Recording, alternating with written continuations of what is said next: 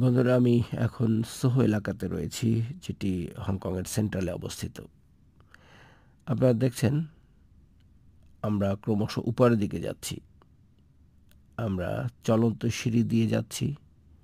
এটি একটি পাহাড়ি এলাকা এবং পাহাড়ের উপরেই এই শহরটি গড়ে উঠেছে, হংকং আইল্যান্ড পার্টিকুলারলি।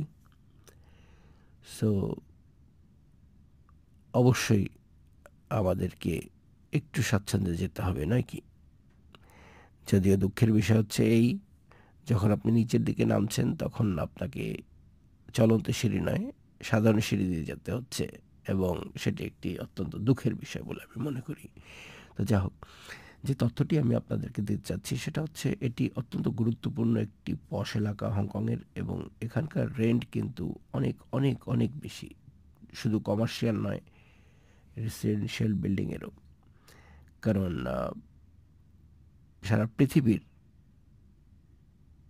তাবৎ পৃথিবীর যত বড় বড় রেস্টুরেন্ট, বড় বড় ব্যবসা রয়েছে, সেগুলির ব্রাঞ্চ বা সেগুলির হেড অফিস আপনি এখানে পাবেন।